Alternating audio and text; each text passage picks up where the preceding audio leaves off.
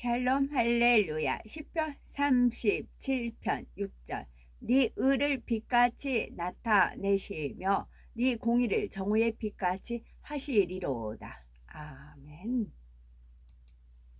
제목은 하나님의 정의가 정오의 빛같이입니다. 이 세상에서 가장 아름다운 단어는 사랑일 것입니다. 그런데 막상 사랑은 무엇입니까? 하고 묻는다면 정확하게 대답할 사람이 얼마나 될까요? 물론 나름대로 자신의 경험이나 지식을 통해 느끼고 생각하는 바를 설명할 수 있겠지만 하나님의 사랑을 모르고 또한 그 마음 안에 하나님의 사랑이 없다면 진정 사랑을 아는 사람이라 말할 수 없습니다. 사랑의 근본은 바로 하나님이시기 때문이지요. 그러므로 하나님께서는 과연 우리에게 대한 사랑을 어떻게 나타내주고 계신지 살펴봅니다. 하나님의 속성을 크게 두 가지로 나누면 사랑과 공의라 말할 수 있습니다. 여기서 공의란 선악간에 공평하게 상벌을 행하시는 하나님의 성품 또는 속성을 일컫는 말이지요. 이때 선악을 구분하는 기준이 되는 것은 바로 율법, 곧 성경 66권 하나님의 말씀입니다. 우리가 사랑만 알고 공의를 알지 못하면 그 사랑이 온전한 사랑이 될 수 없습니다. 또 공의만 알고 사랑을 알지 못하면 독재가 되니 참으로 가치가 없지요. 공의와 사랑이 아름답게 조화를 이룰 때 참 사랑이 나오는 것입니다.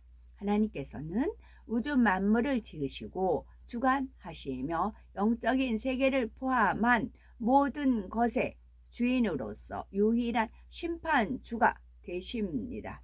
그러나 이런 권세를 가진 분이라고 해서 모든 것을 하나님의 마음대로 하시는 것이 아니라 스스로도 영계의 법칙에 따라 역사해 가십니다.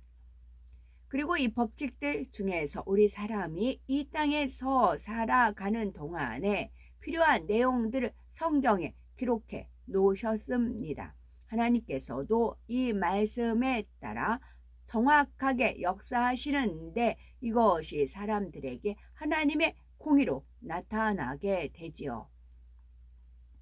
이러한 하나님의 공의를 몇 마디로 요약할 수는 없지만 공의의 기본 원칙을 간단히 말하자면 심은 대로 거두게 하시고 행한 대로 갚아주시는 것이라 할 수가 있습니다. 갈라디아서 6장 7절을 보면 스스로 속이지 말라. 하나님은 만물이 여김을 받지 아니하시나니 사람이 무엇으로 심든지 그대로 거두리라 하셨는데 이 말씀처럼 하나님께서는 사람이 무엇으로 심든지 심은 대로 거두게 하신다는 것입니다. 여기서 심은 대로 거두게 하신다는 것은 물질적인 것만을 의미하는 것이 아니라 마음에 품은 생각, 말과 행동 하나까지도 다 포함되는데 어떠한 것이든 악한 것으로 심으면 악으로 거두고 선한 것으로 심으면 선으로 거두게 된다는 원칙입니다. 예를 들면 로마서 6장 23절에 죄의 싹은 사망이라는 말씀이 있는데 이는 그 죄를 심으면 사망으로 거둔다는 말씀이지요. 따라서 하나님께서는 이 말씀에 따라 죄인에 대해서는 마지막 심판 때에 사망이라는 판결을 내리실 수밖에 없는 것입니다. 잠언 16장 2절에 사람의 행위가 자기 보기에는 모두 깨끗하여도 여호와는 심령을 감찰하시느니라는 말씀처럼 하나님께서는 우리 인생의 말과 행동은 물론이고 모든 생각과 마음에 품는 것까지도 다 감찰하심으로 정확하게 판단하실 수 있습니다. 따라서 진정 하나님을 사랑한다면 마태복음 12장 36절에 내가 너희에게 이르노니 사람이 무슨 무익한 말을 하든지 심판 날에 이에 대하여 신문을 받으리라는 말씀을 명심하여 오직 진리의 말만 해야 합니다. 하나님께서는 우리의 모든 생각을 아시고 머리털까지도 세신 바 되시며 입술에 나오는 모든 말을 듣고 계시는 분입니다. 따라서 하나님의 공의는 예외가 없으며 이 땅에서든 아니면 심판날에 가서든 반드시 드러나게 된다는 사실을 잊지 말아야 하겠습니다. 혹 우리 중에 공의의 하나님은 좀 무섭습니다 하고 말씀하실 분이 계신지요? 이는 공의를 행하시는 하나님의 마음을 알지 못하기 때문이며 또한 자신이 어둠 가운데 있기 때문입니다. 공의를 행하시는 하나님의 마음을 느끼기보다는 공의에 따른 징계가 두렵기 때문에 하나님의 공의가 무섭게만 느껴지는 것이지요. 예를 들면 고통법규를 잘 지키는 사람은 고속도로를 달리다가 경찰을 만나도 무서워할 리가 없습니다. 오히려 경찰이 있으면 도움을 요청할 수도 있기 때문에 든든하게 느껴지지요. 그런데 교통법규를 지키지 않은 사람은 혹시 어딘가에 경찰이 있지 않을까 불안해하며 무서워하는 것과 같은 이치인 것입니다. 그러나 하나님의 공의는 벌만 주시기 위한 것이 아니라 오히려 상을 주시기 위한 것임을 알아야 합니다. 악을 행한 사람은 악을 행한 만큼 반드시 그에 대한 보응이 주어지지만 반대로 선을 행하는 사람에게는 선을 행한 만큼 반드시 선과 축복으로 돌아오는 것이 하나님의 공의이지요. 따라서 하나님의 말씀 안에 사는 사람에게는 공의가 무서운 것이 아니라 오히려 축복이며 보장이 되는 것입니다. 이처럼 공의에는 하나님의 뜻대로 살기 원하고 진리를 쫓고자 하는 사람들에게 축복을 주시며 하늘나라에서 영원한 상급으로 갚아주시기 위한 하나님의 마음이 담겨 있습니다. 이를 깨닫는 사람은 하나님의 공의 속에서 공의 속에서 사랑의 하나님을 느낄 수 있습니다. 즉 공의로 심판하시는 하나님께로부터 받는 징계나 연단도 결국은 하나님의 사랑임을 느끼게 되지요. 나를 더 온전케 만들고자 간섭하시는 하나님의 섬세한 사랑과 또한 이러한 공의가 있으므로 어둠에서 떠나 빛으로 나올 수 있다는 사실을 깨닫게 되는 것입니다. 하나님께서는 잠언 3장 12절에 대저 여호와께서 그 사랑하시는 자를 징계하시기를 마치 아비가 그 기뻐하는 아들을 징계함과 같이 하시느니라고 말씀하신 대로 자녀를 사랑하기 때문에 징계를 허락하시는 것이며 이것이 곧 우리를 사랑한다는 증거가 됩니다. 만일 죄에서 돌이키지 않으면 사망의 길로 갈 수밖에 없으니 징계를 통해서라도 깨닫고 돌이키는 것이 구원의 길이요 축복으로 인도받는 문이 되는 것입니다. 하나님의 사랑과 공의를 통해 온전한 모습으로 나온 대표적인 인물로는 다윗 왕을 들 수가 있습니다. 다윗은 어려서부터 하나님을 사랑하고 큰 믿음으로 하나님을 기쁘시게 해드렸던 사람이지요.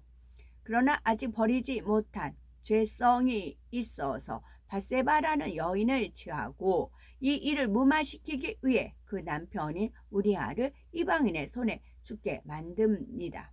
이 일로 인해 다윗은 행한 대로 갚아주시는 하나님의 공의에 따라 징계와 함께 혹독한 연단을 받게 되지요. 밧세바와의 사이에서 난 아들이 죽었고 셋째 아들 압살롬이 반란을 일으켜서 아버지인 다윗까지 죽이려 했던 것입니다. 다윗은 압살롬을 피해 성을 버리고 도망가야 하는 비참한 신세가 되고 말았지요. 하나님께서는 이 일을 계기로 다윗이 가지고 있던 작은 죄성까지라도 완전히 뽑아내기를 원하셨던 것입니다.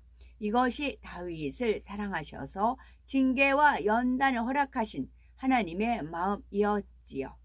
다윗은 이 모든 과정을 통해 하나님 앞에 온전하고 합한 모습으로 나올 수 있었으며, 이러한 다윗에게 하나님께서는 이전보다 더욱 놀라운 축복을 넘치게 부어주셨습니다. 다윗의 연단과 그 결과를 살펴보면 하나님께서는 죄에 대해서는 공의로 심판하시되 결국에는 사랑하는 자녀를 축복해 주시기 위한 것이었음을 느낄 수 있지요. 그러나 아버지를 반역하여 죽이고자 했던 압살롬은 결국 죽음으로 끝나는 것을 볼 수 있습니다. 그러므로 하나님의 공의는 진리 안에 살고자 하며 설령 전에는 죄 가운데 있었다 해도 이제 회개하고 돌이킨 사람에게는 양약이 되고 축복으로 임하지만, 반대로 죄 가운데 거하고 돌이키지 않는 사람에게는 엄한 심판의 판결이 된다는 사실입니다. 바로 이러한 하나님의 공의 까닭에 우리는 어떠한 상황에서도 모든 것을 하나님께 맡겨드릴 수 있습니다. 만약 하나님의 공의가 없다면 선을 행하든지 악을 행하든지 그 결과는 아무런 차이도 없을 것이니 누가 선을 행하고자 하겠으며 선을 행한다 해도 무슨 소망이 있겠는지요. 그러나 전도서 12장 14절을 보면 하나님은 모든 행위와 모든 은밀한 일을 선악간에 심판하시리라 말씀하시는데, 우리는 이러한 하나님의 말씀을 믿습니다. 또한 갈라디아서 6장 9절에 우리가 선을 행하되 낙심하지 말지니 피곤하지 아니하며 때가 이름에 거두리라는 말씀도 믿습니다. 이처럼 반드시 공의 가운데 역사하시는 하나님을 믿고 그 말씀을 믿으며 누가 보든 보지 않든 오직 하나님 한 분만을 바라보고 선과 진리대로 행해 나갈 수가 있는 것입니다. 정오의 빛은 우리 하루 종일 가장 밝게 비추는 빛입니다. 깊은 산 속에 있다 해도, 높은 빌딩, 숲 사이에 있다 해도 충천에 떠있는 태양에서 발하는 정오의 빛을 볼 수 있지요. 이처럼 하나님의 공의는 너무나 밝게 빛나므로 무엇으로도 가릴 수 없으며 반드시 드러나게 된다는 것입니다. 그리고 이러한 하나님의 공의가 있으므로 하나님의 사랑받고 보장받는 사람들에 대한 하나님의 사랑의 증거가 나타나는 것입니다. 하나님의 사랑받는 사람이라면 그만큼 하나님을 사랑하는 사람이요 악에서 떠난 사람일 것입니다. 그런데 이런 사람에게 악을 행하는 것은 이미 그 자체가 하나님의 공의를 어긴 것이지요. 악에 대해서는 악으로, 선에 대해서는 선으로 거두는 하나님의 공의에서 볼 때 악을 행하지 않은 사람에게 악을 행하는 것은 공의의 법칙을 어기는 것이 됩니다. 따라서 하나님께서는 공의를 바르게 하시기 위해서라도 하나님의 사랑받는 사람에게 악을 행하는 사람들을 공의로 심판하시는 것을 볼 수 있습니다. 바로 출애굽의 지도자였던 모세를 통해 우리는 이러한 하나님의 공의를 알 수 있지요. 하나님께서는 하나님의 선민인 이스라엘 백성들을 출애굽시키기 위해 모세라는 한 인물을 택하시고 40년간의 연단을 통해 그를 하나님의 쓰시기에 합당한 그릇으로 만드셨습니다. 장정만 해도 60만이 넘는 백성들을 이끌고 출애굽하여 가나안까지 인도해 가기 위해서는 하나님의 마음을 닮은 지도자가 있어야 했지요. 실제로 광야 생활 동안에 모세는 수많은 불순종과 원망, 불평을 하며 때로는 대적해 오기도 하는 백성들을 오래 참음과 기다림, 그리고 궁일과 자비와 용서의 마음으로 품어주고 인도해 갔습니다. 하나님께서는 이처럼 참으로 자신을 닮은 모세를 보실 때 마음이 너무나 흐뭇하셨을 것입니다.